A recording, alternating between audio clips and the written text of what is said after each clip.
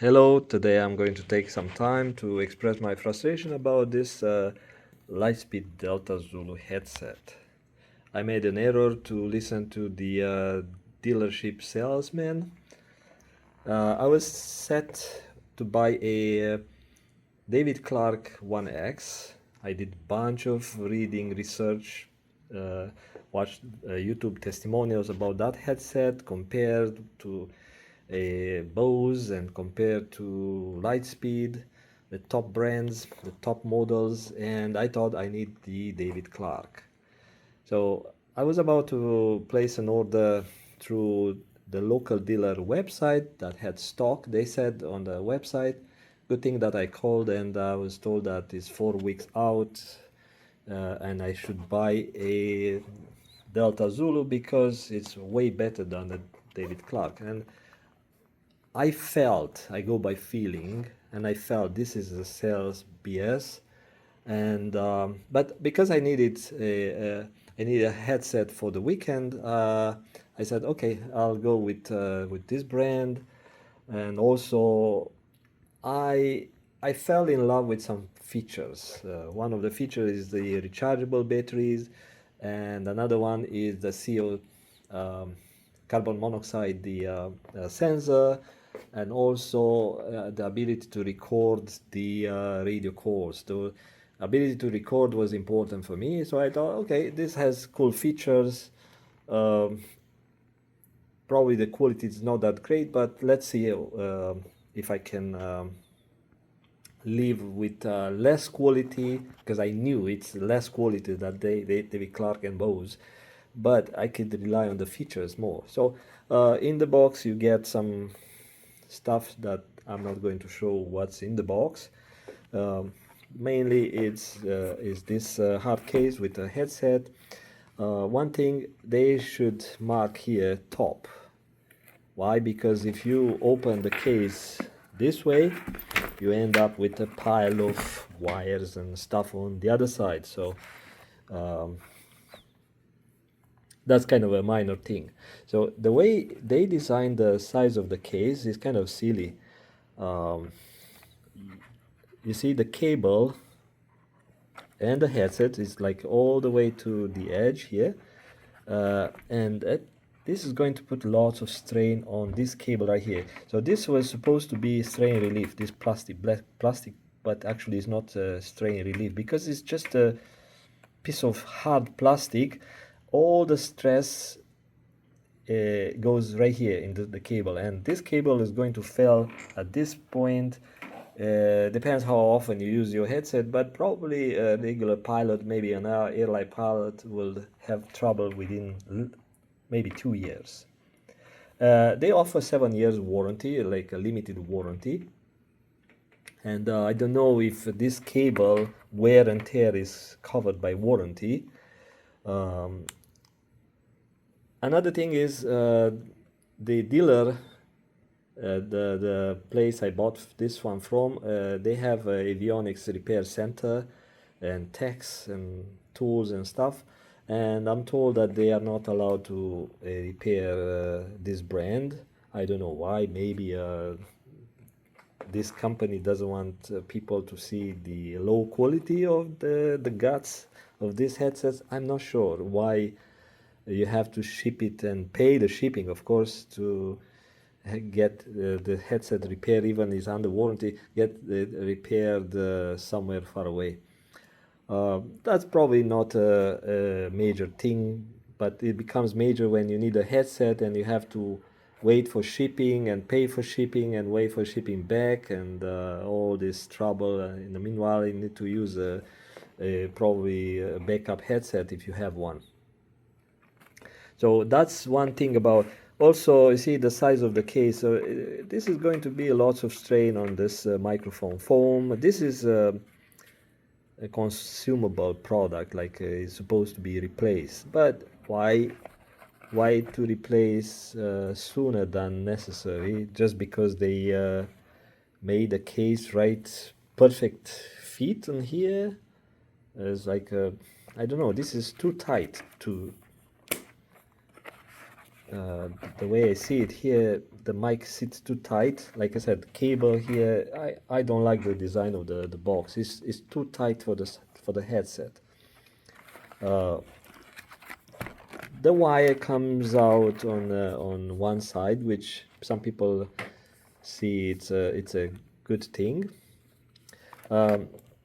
What I did experience with this one, so I took it home and charged battery, which comes with so the charger, it's a USB A out charger with a universal USB type of connector. I don't know what's called this connector, but it's I've seen on some cameras. It's kind of a universal. It has audio out and data and charging through the same cable. So I charged this battery pack and turned on, and I see this one is solid, and this was flashing. I had to pair it with my phone. Then I realized that I cannot use any apps to connect to this thing because it's iOS only. So good thing that I have this iPad, and I have another iPad, but that's too old, and I'm not an iPad guy. All my kids are iPad or are Apple people, but not me. And so you can't use this one to modify the settings if you have an Android. So you have to go through Apple stuff. This was turning off weird. Then at some point this one went off, so I turned it off, but this would stay on and blinking. And actually when I press this one with this one off, press this one, it would turn would pause a video I was watching after I paired it with my my phone, because I was looking to see the quality of the audio. It was all a mess and would turn off by itself, even was not that timer, auto shut off timer. Then at some point I tried to turn it off, press the button, nothing. Hold, press, nothing. Press the button for, I'm holding, hoping that it would turn off, but no, it would still stay on. And then I had to pull the batteries out. So that's the way I turned it off. It was really annoying until I had to use the iPad to load an app, which I thought I want to manually select the firmware, because I thought must be something related to the firmware. So after I connected to this app, so let me connect it here. So press and hold it a bit. It turned on, and it should connect to this thing. Yeah, it says connected.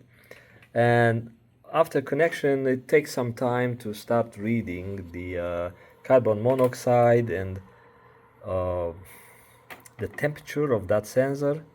Probably it's a combined sensor. Then I was able to use the equalizer feature.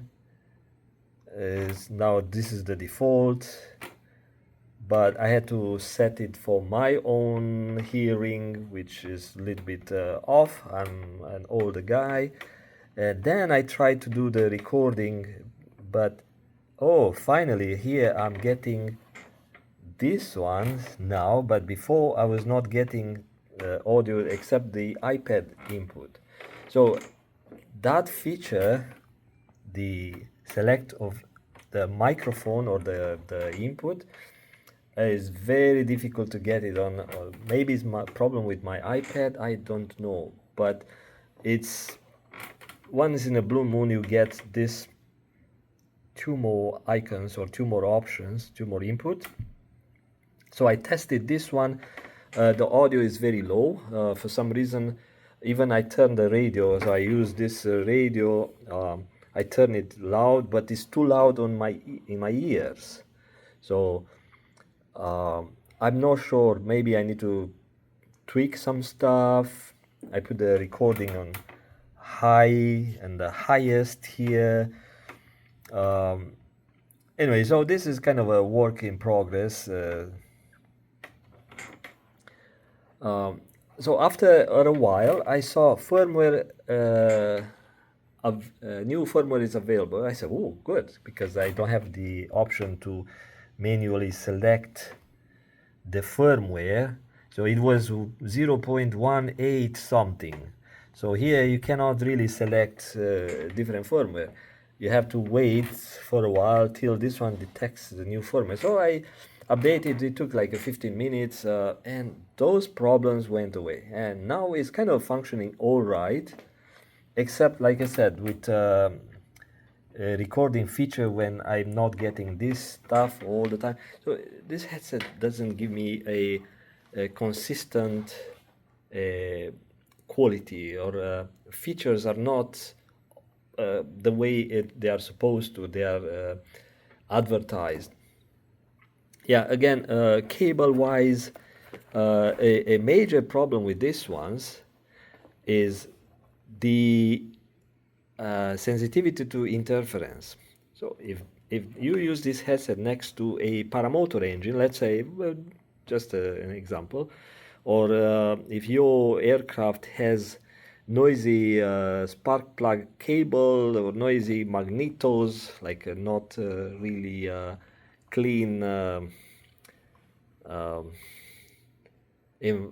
cabin environment, like you have lots of high burst signals and all that. Oh, finally the sensor start to read, but it took a while to get the sensor talking to this one. It's like 3 minutes, 4 minutes, I don't know. Carbon monoxide normal. Yeah, before I would, like with old firmware, I would press this one. Sometimes I would say carbon monoxide, then sensor something, so only half the message, and then after a while you press again, and then you get the reading. It's like really slow, really slow.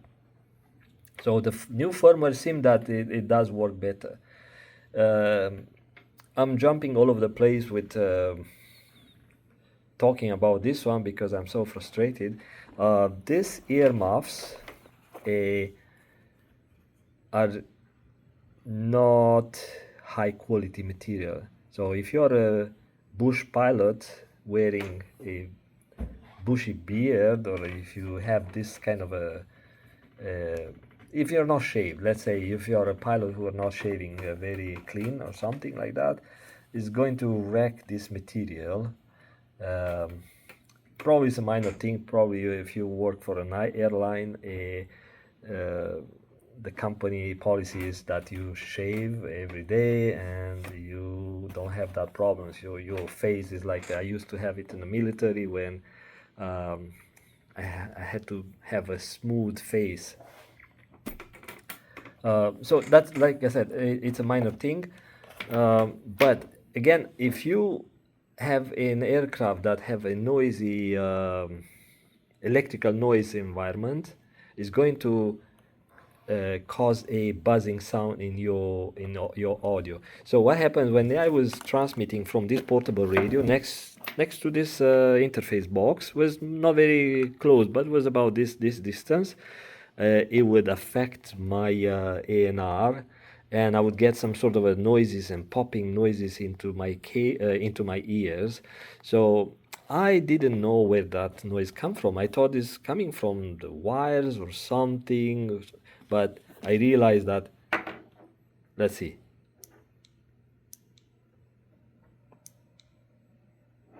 Maybe you. Oh, I cannot transmit on the weather station, so let me clean. Okay, so this is a weird frequency.